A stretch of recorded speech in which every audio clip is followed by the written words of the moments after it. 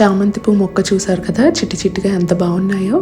So పూజ చేసేసాక ఇంకా దోశలు అయితే వేసేసుకుని టిఫిన్ తినేసాము. నెక్స్ట్ ఇంకా మా తోటలో గోంగూర బాగా గుబురుగా అయితే వచ్చింది.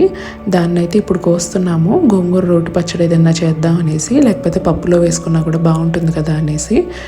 సో లేతగా గోంగూర చాలా బాగుందండి. దీంతో పాటు పచ్చిమిర్చి కూడా వచ్చాయన్నమాట. సో ఈ పచ్చిమిర్చి కూడా కోసాము. నెక్స్ట్ ఇంకా సాయంత్రం నేను కజ్జికాయలు అయితే చేద్దాం అనుకున్నాను. సో దానికోసం అయితే ముందు నేతిలో కొద్దిగా జీడిపప్పు చిన్న చిన్న ముక్కలుగా చేసుకుని నేతిలో వేయించాను. అవి కొద్దిగా ఎర్రగా వేగాక దానిలో 1 కప్పు బొంబాయి రవ్వ వేసి వేయించుతున్నాను. మనం ఎన్ని కజ్జికాయలు చేద్దాం అనుకుంటున్నామో దానికి తగినట్టుగా అయితే ఈ బొంబాయి రవ్వ మెజర్మెంట్ తీసుకోవాలి. నేను ఇక్కడ వేసిన బొంబాయి రవ్వకైతే నాకు 20 కజ్జికాయలు అయ్యాయి. సో బొంబాయి రవ్వ కొద్దిగా కలర్ మారాక దానిలో ఎండు కొబ్బరి వేస్తున్నాను. ఇది ఎండు కొబ్బరి పౌడర్ అనమాట, మనకి ప్యాకెట్లో ఇక్కడ అమ్ముతారు. సో ఆ ఎండు కొబ్బరి పౌడర్ కూడా వేస్తున్నాను. వేసి ఇవి రెండు కూడా బాగా ఒకసారి ఫ్రై చేస్తున్నాను నేతిలో. చాలా సిమ్లో పెట్టుకుని అయితే ఫ్రై చేసుకోవాలి. నెక్స్ట్ దీంట్లోకి మనం యాలుక్కాయ పొడి వేస్తే టేస్ట్ చాలా బాగుంటుంది. అందుకే నేను ఒక 4 యాలుక్కాయలు వేసుకుని దానిలో కొద్దిగా షుగర్ వేసి యాలుక్కాయ పొడి అయితే చేస్తున్నాను.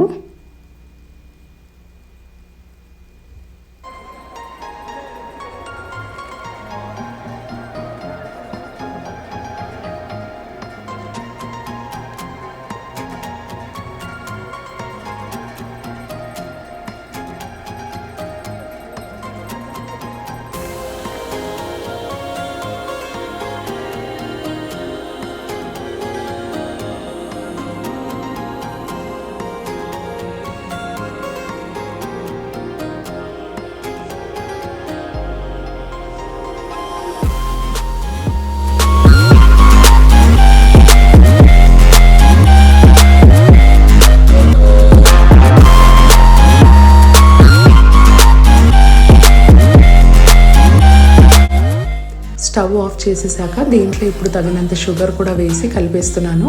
ఇప్పుడు మనకి కజ్జికాయల్లోకి స్టఫింగ్ అయితే రెడీ అయిపోతుంది. నెక్స్ట్ కజ్జికాయలు చేయడానికి నేనైతే మైదా పిండిలో వేడివేడి నూనె, కొద్దిగా ఉప్పు, వాటర్ వేసి ఇలా పిండిలాగా కలుపుకొని దీన్ని ఒక అరగంట పాటు పక్కన పెట్టేశాను మూత పెట్టేసి. ఇప్పుడు వీటిని అయితే చిన్న చిన్న బాల్స్గా డివైడ్ చేసి కజ్జికాయలు అయితే రెడీ చేసుకోవచ్చు.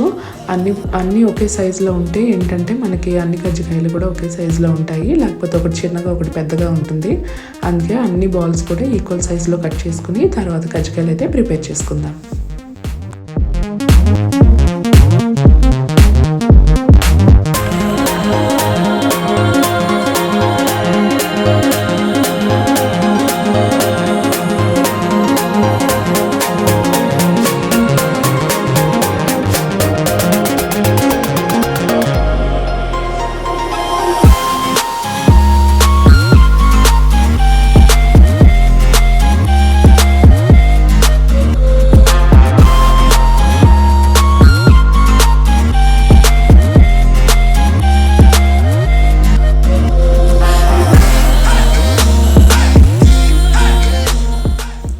లోపల తగినంత స్టఫింగ్ వేసేసుకుని దీన్నైతే నేను ఇలా మడిచినట్టుగా అయితే చేస్తున్నాను. కజ్జికాయలది మనకి అది ఉంటుంది కదా, కజ్జికాయల ప్రెస్సర్, దాంట్లో పెట్టి కొంతమంది ప్రెస్ చేస్తారు. అలా కాకుండా నేను దీన్ని ఇలా డిజైన్ లాగా అయితే మడుస్తున్నాను. చూడడానికి బాగుంటుంది, మనకి ట్విస్ట్ చేసినట్టు అటు నుంచి ఇటు మడుచుకుంటూ రావాలన్నమాట. ఈ విధంగా అయితే మనకి స్టఫింగ్ కూడా తొందరగా బయటికి రాదు.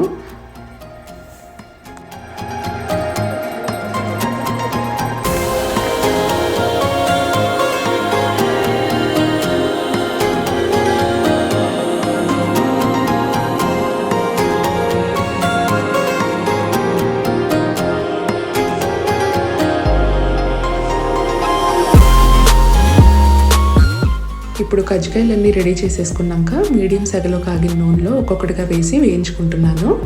ఒక సైడ్ మనకి చక్కగా కాలాక ఇంకో పక్క తిప్పి వేయించుకోవచ్చు. నూనెలో వేసాక మనకి కొద్దిగా పొంగుతాయి, పొంగాక ఒక సైడ్ కొద్దిగా కాలాక ఇంకొక పక్కకి తిప్పి వేయించుకోవాలి. చూసారా ఎర్రగా ఎంత బాగున్నాయో. ఎన్ని రోజులైనా కూడా మనకి చక్కగా కరకరలాడుతూ టేస్టీగా ఉంటాయి, గట్టిపడిపోవు. సరే అండి, మరో మంచి వీడియోతో మళ్ళీ మిమ్మల్ని కలుస్తాను. అప్పటి వరకు ఉంటాను. బాయ్.